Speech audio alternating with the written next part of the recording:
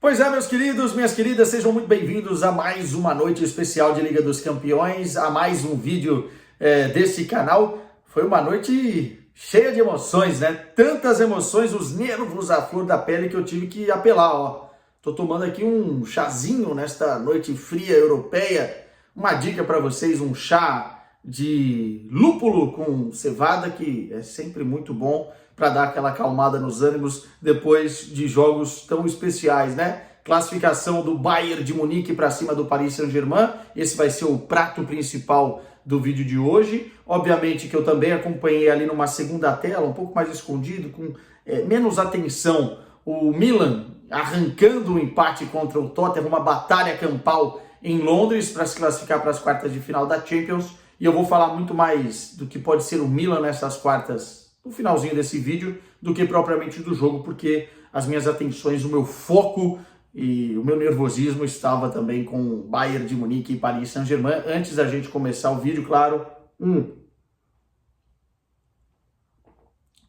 maravilhoso o chá, e não tá nada quente, e é bom pra gente adoçar e molhar as palavras antes de começar. E claro, pedir o like de vocês, mendigar o like de vocês. É chato eu ficar pedindo aqui toda vez, mas, dá uma moral e ajuda muito o canal nesse início. Se inscreve aí quem não é inscrito e deixa o sininho, não vai custar nada para vocês, deixa o sininho aí ativado. Vou deixar aqui o meu chazinho para a gente mergulhar então nessa classificação do Bayern e Paris Saint-Germain. Não é novidade para quem acompanha aqui o canal, eu disse desde o início que o Bayern era muito favorito para passar para as quartas de final nesse duelo. É óbvio que quando você olha para o outro lado e vê Messi, Neymar, Mbappé, todo o investimento que o Paris Saint-Germain fez nos últimos anos, né, essas estrelas todas, inclusive se a gente olhar no jogo anterior, né, como o Mbappé entrou e como ele conseguiu apavorar a defesa do Bayern de Munique e fazer um furdunço, como se diz aqui no Brasil, né, no meio da defesa e criar muitos problemas, inclusive condicionar até a estratégia do Nagelsmann para esse segundo jogo. A gente sabe que futebol tem dessas coisas e que às vezes a melhor equipe, a equipe mais preparada, o melhor plantel, a melhor estratégia não vence perante as individualidades, e isso é a graça do jogo. Mas não foi o que aconteceu nessa noite, e muito por mérito do próprio Bayern de Munique, que conseguiu anular o Paris Saint-Germain de uma forma ímpar, especialmente na estratégia que o Nagelsmann planejou e que os jogadores executaram com maestria. Hoje não foi uma vitória do Super Bayern, de um Bayern avassalador no ataque. Inclusive, se estivesse nesse modo, né, rolo compressor, podia ter enfiado 3-4-0 tranquilamente no Paris Saint-Germain na segunda etapa. Mas foi uma vitória do conjunto do Bayern, especialmente da parte defensiva, né? Entrando naquilo que foi o jogo, os 90 minutos, o Paris Saint-Germain começou muito bem a partida, mas dentro de uma arapuca criada pelo próprio Nagelsmann, né? O PSG tentando levar o jogo para o lado esquerdo, onde estava Nuno Mendes e Mbappé, pressionar o Stanisic, que era aquela incógnita que a gente tinha falado aqui, será que vai fazer uma grande partida? É um jogador muito jovem, tá de lateral direito ali, o jogo do Paris Saint-Germain vai rodar em cima dele, mas o homem foi gelado, não sentiu a pressão. E o Bayern, apesar de não controlar o jogo de início até os 30 minutos de partida, o jogo não era do Bayern, inclusive a posse de bola era mais para o Paris Saint-Germain, o Bayern foi não adiantando a sua marcação, trazendo um pouquinho para trás, marcando na linha do meio campo e deixando o Paris Saint-Germain correr para fazer uma marcação alta, e isso foi cansando o time do Paris Saint-Germain, que não teve assim grandes oportunidades. O primeiro chute no gol que acertou o alvo foi do Bayern de Munique, do Goretzka, aos 16 minutos, e mesmo assim o Paris Saint-Germain levou perigo em alguns momentos, né? Teve um lance do Messi que entrou na área, ia chutar, não chutava, ia chutar, não chutava, o Bayern foi tentando bloquear de tudo quanto é forma, e o De Ligt fez um corte muito especial. Aos 37 minutos do primeiro tempo, teve uma falha na saída do Sommer, né?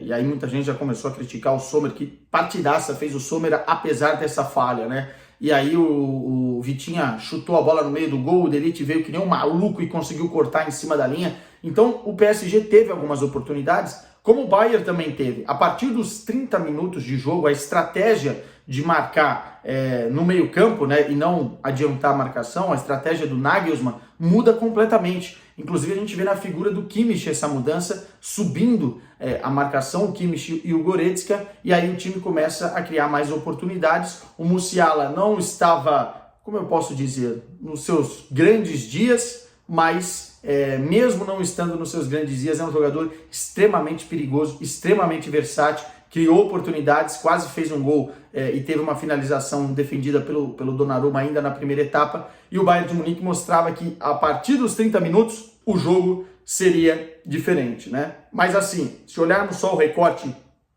do primeiro tempo, exemplar em termos defensivos do Bayern de Munique, a não ser essa falha do Sommer, e depois o Paris Saint-Germain não tendo assim tanta criatividade. Muito porque Mbappé foi extremamente anulado pelos jogadores da linha de defesa do Bayern de Munique. Aí eu estou falando do Upamecano, Stanisic, claro, o De Ligt, o Davies muitas vezes também, mas os dois volantes que hoje fizeram uma partida absurda, né? O Goretzka e o Kimmich não deixaram o Mbappé jogar, e não deixaram especialmente porque o duelo mais forte foi com o Lionel Messi, né? Tem aquela expressão colocar no bolso. Hoje a gente pode dizer que o sistema defensivo do Bayern como um todo colocou no bolso a dupla dinâmica aí do Paris Saint-Germain com o Messi e também com o Mbappé. Virando o segundo tempo, aí o jogo foi do Bayern, aí acabou para o Paris Saint-Germain, até porque o Marquinhos sai lesionado, né? E aí a gente começa a ver o grande problema desse Paris Saint-Germain na temporada, que a gente já vinha alertando aqui há muito tempo. Muito tempo. Planejamento, banco de reservas, plantel. O Paris Saint-Germain montou um bom time, e só isso.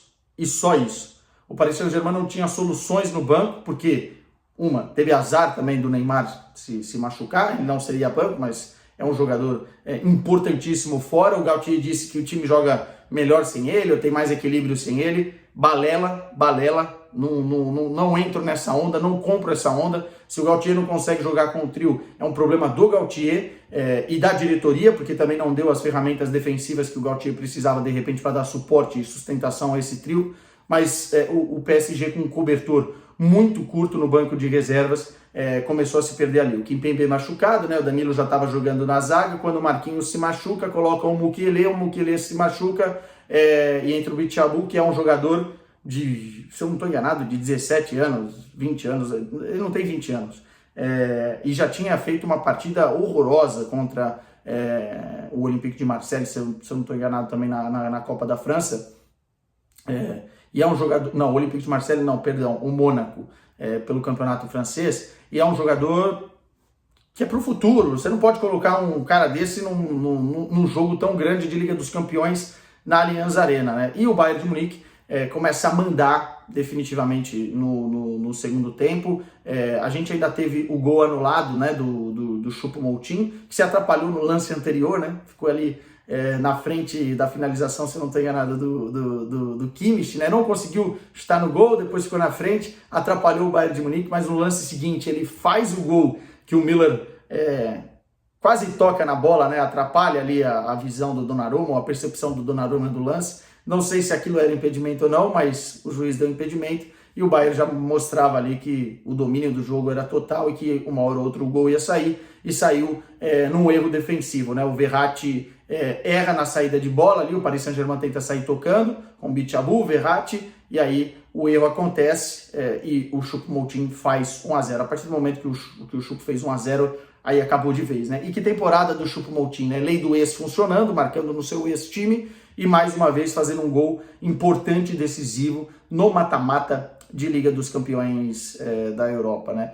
E aí a gente pega o volume de jogo depois disso que o Bayern criou, era para ter feito 3, 4, 5, 6 gols, acabou fazendo mais um depois das substituições, e aí fica muito claro como o banco de reservas do Bayern de Munique é muito superior ao Paris Saint-Germain, e como o plantel do Bayern de Munique é muito superior, como a estratégia, não só em campo, mas da diretoria, no mercado de transferências, nos investimentos certos, não gastar dinheiro à toa, como isso faz bem a um clube de futebol que não tem pai rico, que é o caso do Bayern de Munique, e como isso se reflete num jogo determinante, num jogo tão importante quanto esse jogo de oitavas de final da Champions, né? Porque aí você olha para o banco, quem entrou? Sané, Gnabry, João Cancelo, Mané. É uma seleção no banco de reservas. Todos esses jogadores que eu citei talvez seriam titular de início, hein, no Paris Saint-Germain. Então, entrou todos esses caras, o Bayern continuou fazendo um jogo muito sólido defensivamente, teve 2 lances de vacilo nas cabeçadas do Sérgio Ramos, né? E aí o Sommer faz uma defesa impressionante, e depois o outro vai para fora, mas o Bayern podia ter feito uma goleada, um placar ainda mais elástico, né? Partidaça do Müller também, partidaça do Coman, exatamente protegendo a defesa do lado do Stanisic também. Como eu citei, o Bayern de Munique fez uma partida estrategicamente muito bem montada, sabia o que tinha que fazer dentro do jogo, tinha a vantagem do primeiro placar de 1-0 e conseguiu dominar o jogo de uma forma ímpar. Eu até acho que ficou feio para o Paris Saint-Germain, porque precisava correr atrás do resultado e no segundo tempo não tinha mais perna, não tinha mais físico. Outra parte também que preocupa sempre desse Paris Saint-Germain, a parte física, né? Os jogadores parece que não conseguem estar em alto nível durante 90 minutos de um jogo que exige tanto fisicamente, e o Bayern de Munique estava inteiro. E quando não estava inteiro, você vai colocando esses caras que estão no banco de reservas, né? Não é só ter dinheiro, meus caros, e também não é só ter camisa pesada, precisa de estratégia, precisa de tradição, precisa de uma torcida do jeito que foi a Allianz Arena, e precisa, obviamente, ter a cabeça no lugar quando vai contratar jogadores no mercado de transferências, né? O trabalho do Luiz Campos começou muito mal, erradíssimo, não sei se vai ficar para a próxima temporada, mas é um outro ponto de reflexão do Paris Saint-Germain.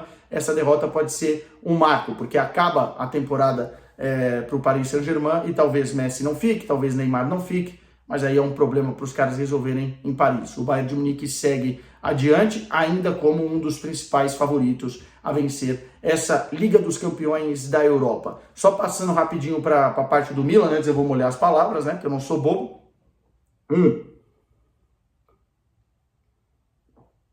Esse chá tá excepcional. É um chá bávaro, né? Vamos falar o que é verdade. E o Milan não viu o jogo com tanto afinco como eu tinha mencionado para vocês, mas é interessante ver como o Pioli consegue retomar aquele Milan, especialmente na parte defensiva, em jogo grande, sentindo, né, a emoção de ser Milan dentro de uma Liga dos Campeões da Europa, uma das camisas mais pesadas, né? Para a galera mais nova não vai entender isso muito bem, mas é uma das camisas mais pesadas da Europa e é bonito ver o Milan chegando nas quartas de final. Esse Tottenham do Conte precisa entender para onde quer ir. O Conte me parece que não vai ficar na próxima temporada, então a classificação do Milan foi justa. Agora, tanto para o Tottenham quanto para o Milan, chegar nas quartas de final já estava de ótimo tamanho. Não acho que vão passar daí, no caso o Milan não acho que vai passar daí, e é um time extremamente acessível para quem está se classificando para as quartas de final. Aí a galera vai falar, pô, você tá maluco? É o Milan. É o Milan, mas não é aquele super Milan que a gente conheceu em décadas anteriores, né, que bateu o campeão da Liga dos Campeões da Europa. Então, é um adversário acessível. De repente, se cai uma equipe portuguesa, um Benfica, um Porto, ou um Bayern de Munique, aí nem se fala, vai ser um adversário mais acessível. Quartas de final vão se desenhando. Semana que vem tem mais, vamos ver se o Porto também consegue a sua classificação. Mais um brinde à torcida bávara que me acompanha aí, né? E obrigado pelas mensagens de carinho no Twitter e também no Instagram, pela reportagem especial Raízes da Champions que a gente fez sobre o Bayern de Munique na semana passada. A versão mais curta dela foi para o ar agora no intervalo do jogo, né? Então eu recebi muitas mensagens de carinho, mas eu convido a vocês a assistir a versão mais longa, né? E aí sim, um mini doc de 10, 12 minutos que a gente está preparando para lançar no catálogo da HBO Max. Eu vou avisar aqui, obviamente, quando já estiver por lá. O que está por lá é a matéria especial do Raízes da Champions de Sadio Mané. Então vocês, bávaros principalmente, que me acompanham aqui, um brinde à classificação. Vão lá acompanhar na HBO Max e vamos que vamos, né? Porque a Liga dos Campeões não para.